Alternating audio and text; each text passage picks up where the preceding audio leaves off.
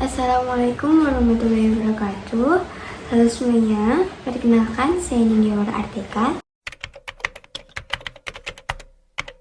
Selama saya menjalani kehidupan saya seringkali mengalami jatuh bangun terutama dalam bidang hal akademik. Sejak kecil, orang tua saya sudah menanamkan pada diri saya untuk selalu unggul dalam bidang akademik. Di sekolah dasar, saya bisa dibilang merupakan salah satu siswi yang berprestasi di bidang akademik. Saya selalu mendapat peringkat 3 besar ketika ujian. Saat ujian nasional, nilai saya menurun drastis sehingga saya tidak bisa masuk ke SMP yang saya impikan dan sekaligus membuat orang tua saya kecewa. Saya bertekad untuk membalaskan nilai saya yang menurun yang membuat kecewa orang tua saya untuk lebih giat lagi di jenjang SMP. Di awal jenjang SMP, saya selalu mendapatkan nilai yang sangat memuaskan. Sehingga di kelas 8 SMP, saya ditempatkan di kelas di mana itu tempat orang-orang yang berprestasi dan unggul di bidang akademik.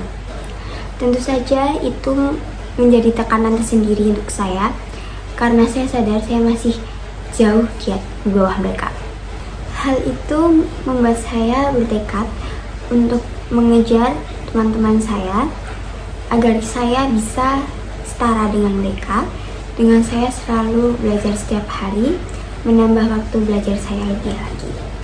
Dan alhamdulillah saya selalu mendapatkan nilai yang memuaskan. Saat pandemi menyerang merupakan masa yang buruk untuk saya karena pembelajaran KBM dilakukan secara online dan itu membuat saya bermalas-malasan. Hal itu membuat nilai saya cukup turun. Akhir tahun jenjang SMP saya menyadari bahwa saya terlalu banyak bermalas-malasan.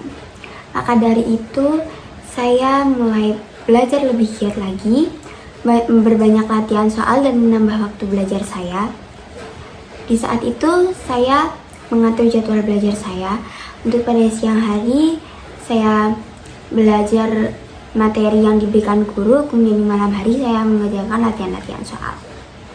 Itu saya lakukan terus-menerus hingga waktu ujian akhir tiba.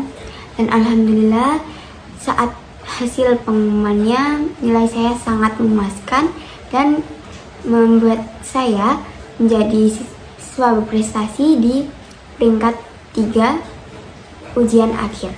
Dengan nilai 290. Tentu saja dari hasil yang saya dapatkan itu merupakan kebanggaan tersendiri bagi saya dan merupakan kebanggaan untuk orang tua saya. Dari situ saya menjadi lebih keras lagi kepada diri saya, terutama pada bidang akademik. Di jenjang selanjutnya saya masuk di sekolah kesehatan yang berada di Yogyakarta, dan tentu saja untuk sekolah kesehatan itu bukanlah hal yang mudah, sehingga saya harus lebih lagi dalam belajar. Karena hal yang sulit itulah yang mendorong saya untuk terus berusaha selalu belajar. Di kelas 12, saya mulai fokus untuk saya mencari tujuan dan jenjang selanjutnya yang akan saya ambil. Dan bukanlah menjadi hal yang mudah untuk saya ketika saya mengetahui saya tidak dapat melanjutkan di jurusan yang saya tekuni di masa SMK ini. Ketika saya mengetahui informasi bahwa Universitas Ahmad Dahlan sudah membuka penerimaan mahasiswa baru, saya langsung mendaftar di jurusan sastra Inggris. Perjuangan saya sebagai siswi kelas 12 tidak berhenti di situ saja. Pada pengumuman eligible, alhamdulillah saya turut serta ada di daftar siswa eligible, yang otomatis membuat saya bisa mendaftar ke perguruan tinggi negeri melalui jalur SNBP.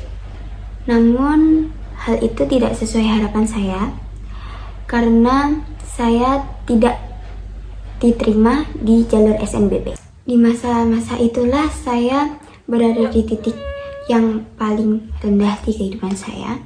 Saya selalu berpikir, apakah ini hasil dari usaha yang saya usahakan selama ini?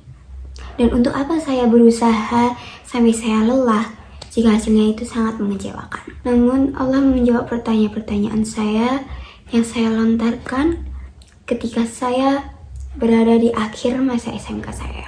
Di saat itu, alhamdulillah, saya memperoleh peringkat 3 besar di ujian akhir saya yang menjadikan saya salah satu siswi berprestasi yang ada di sekolah. Diwara Artika dari 12 Farmasi